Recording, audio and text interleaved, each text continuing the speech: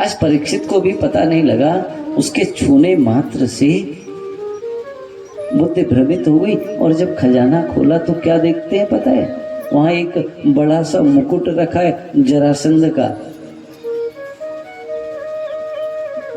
भीमसेन ने मारा जरासंध को, मुकुट को लेकर आए, परंतु कभी पहना नहीं, क्योंकि जानते थे जरासंध ने जो सिंहासन पाया ना, लोगों को कष्ट देके पाया।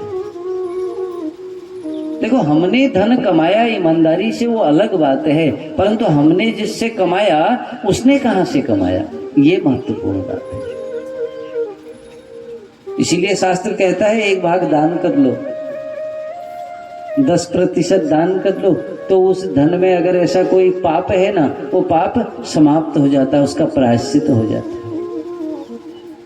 100 रुपए कमाया, 10 रुपए दान।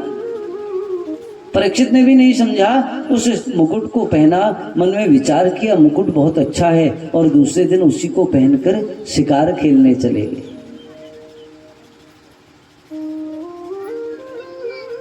कलयुग को वरदान दिया था, तू सोने में भी वास करना। कलयुग ने सोचा बड़ा सरल हो गया, क्योंकि अगर नीचे से ऊपर बढ़ना होता, प्रजा से राजा तक पहुंचना होता, बहुत समय लग जाता। यहाँ तो सीधे राजा से मैं प्रजा पर पहुंच जाऊंगा। सीधे कलयुग राजा के शीश में बैठ गए। और राजा आज वन में गए, वन में भी कहाँ चले गए, जहाँ शमीक ऋषि का आश्रम है। शमीक ऋषि ध्यान में बैठे, उन्होंने, उनको आभास भी नहीं हुआ राजा आया है। जो परीक्षित रोज संतों को देखकर दंडौती देने लग जाते थे, आज अभिमान में सोच रहे, अरे मैं इतना बड़ा राजा और ये संत मेरे को देखकर आंख भी नहीं खोल रहे। अभिमान मन में भर गया और विचार भी नहीं किया। और जब देखा कि मेरा सम्मान नहीं कर रहे, सामने देखा एक सर्प मरा पड़ा है, बाण की नोक से उठाया, ऋषि के गले में डाल दिया।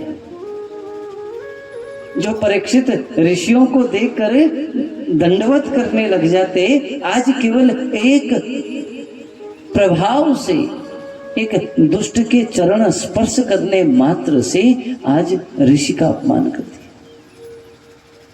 ऐसा ही हमारे साथ भी होता है। जैसे ही हम थोड़ा धर्म से विमुख होते हैं ना, फिर हमें कोई कुछ नहीं लगता, फिर हमें कोई गुरु नहीं दिखता, फिर हमें कोई बड़ा नहीं दिखता, फिर हमें कोई विद्वान नहीं दिखता। और जब तक हमारा मन धर्म में है ना, तब तक हमें सब अपने से बड़े लगते हैं। और जो व्यक्ति जितना ज्यादा विद्वान हो जाता है ना, वो उतना सरल हो जाता है महाराज, कठिन नहीं होता। और एक बात और बताऊं, कुछ बड़े फिर बाद में कैसे बनते हैं पता है? माताएं बनाती हैं घर में। बड़े याद है? माताओं को याद है ना, तेल गरम करके फिर उसमें खौला कर बड़े बनाते हैं ना। यहाँ जो अभिमानी बड़ा बनता है ना, फिर भगवान उसको ऐसा ही बड़ा बनाते हैं। गरुड़ पुराण में लिखा है इस बात को, हम अपने मन से नहीं कह रहे। गरुड़ पुराण में जिक्र है, अभिमानी मनुष्य जो है, लोभी मनुष्य है, जो कंजूस मनुष्य है, जो खूब बड़ा होता है, गरुड़ पुराण कह रहे हैं ना, जो अभिमानी होता है, जो दम्भी होता है, यहाँ तक कि जो लोभी होता है, उसको यमराज के दूत तेल की कढ़ाई में, गर्म तेल की कढ़ाई में तलते हैं, फिर बड़ा बनोगे। जैसे माताएं बड़ा बनाती, क्या फायदा ऐसे बड़े का? बड़ा तो वो है महाराज जिसके सामने अगर कोई असहाय आ जाए ना, उसको अपना कष्ट कहने में क्षण मात्र भी संकोच न करना पड़े, वो बड़ा है। सबसे बड़े भगवान, भगवान के पास जाने में हमको संकोच होता है क्या? नहीं होता, कुछ भी कह देते हैं, तो वो बड़े हैं। ऐसा बड़ा बनना है।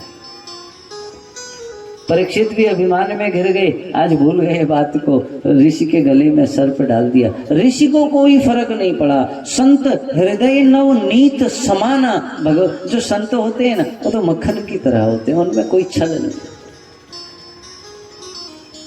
ऋषि कुमार नदी तट पर खेल रहे थे। शमीक ऋषि के पुत्र हैं जो श्रृंगी ऋषि, उनको कुछ मित्रों ने कहा, अरे ऋषि पुत्र, तुम यहाँ पर क्रीड़ा में मग्न हो। पता है वहां पिता के गले में मरा हुआ सर्प डाल दिया। बालक थे, युवा अवस्था में तपस्वी थे, क्रोध आने लग गया।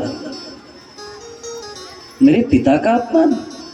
हाथ में जल उठाया, इति लंघित मर्यादम तक्षकः सप्तमेहनि दक्ष्यन्ति स्मः कुलागारम चोदितम तद्द्रोहम। कहा, अरे वो जो मूर्ख है, ध्यान रखना, राजा परीक्षित नहीं कहा, कहा इति लंघित मर्यादम। जिसने भी, जिस मूर्ख ने भी, वो राजा हो, प्रजा हो, देवता हो, राक्षस हो, जिसने भी मर्यादा का उल्लंघन किया है, अपनी मर्यादा को भंग किया है, उस दुष्ट प्राणी को आज से ठीक 7वें दिन तक्षक नाग आएगा और डसेगा और वो मूर्ख वहीं पर स्वाहा हो जाएगा। ये बात सब पे लागू होती है। इति लंघित मर्यादम, जो अपनी मर्यादा को तोड़ देता हो, फिर उसको तक्षक आकर ही डसता है। काल है, काल ब्याल मुख ग्रास। राजा वहां से घर चले गए और जैसे ही मुकुट उतारा है, मुकुट उतारकर नीचे रखा, ध्यान आ गया, मुझसे अपराध हो गया है, मैंने आज संत का अपमान कर दिया, पाप हो गया मुझसे, अब क्या कर सकता। विचार कर ही रहे थे, उधर शमीक ऋषि को पता लगा, अरे श्रृंगी ऋषि ने राजा को ऐसा श्राप दे दिया। कहा, पुत्र तुमने भी अपराध कर दिया, क्योंकि ये जो राजा परीक्षित है ना, ये इस कलयुग में अंतिम धर्मवान राजा है। इसके बाद तो पुत्र धर्म समाप्त होने लग जाए। तुमने ऐसे राजा को मृत्यु दंड दे दिया बिना विचारे। किसी पर कभी क्रोध भी करो ना, तो पहले विचार कर लेना चाहिए कि ये कितने दंड का भागी है। तुमने इसको, परंतु कहा कोई बात नहीं, अब ये तो श्राप है ऋषि का, टल तो सकता नहीं, परंतु महाराज राजा के पास खबर भिजवाओ कि नहीं तुमको ये श्राप दे दिया। ऋषि कुमार गए, कहा राजन तुमको ऋषि पुत्र ने ऐसा ऐसा श्राप दे दिया। हमारे गुरुजी ने कहा है, हमारे गुरुजी ने कहा है कि देखो ऐसा है, मृत्यु टाली तो नहीं जा सकती है, परंतु सुधारी जा सकती है। राजा के पास 7 दिन हैं, राजा यदि चाहें तो अपनी मृत्यु को सुधार सकते हैं। राजा प्रसन्न होकर प्रणाम करके खड़े उठ गए, कहने लगे, हे ऋषि कुमारों, आप ऋषि शमीक से कहना, आपने मुझ पर बड़ी कृपा कर दी, उपकार किया है मेरे ऊपर। किस बात का? कहने लगे, विश्व में कोई ऐसा नहीं है संसार में जो ये कह दे अगले क्षण मेरे साथ क्या हो जाएगा, परंतु आज मैं कह सकता हूं कम से कम 7 दिनों तक नहीं मरूंगा।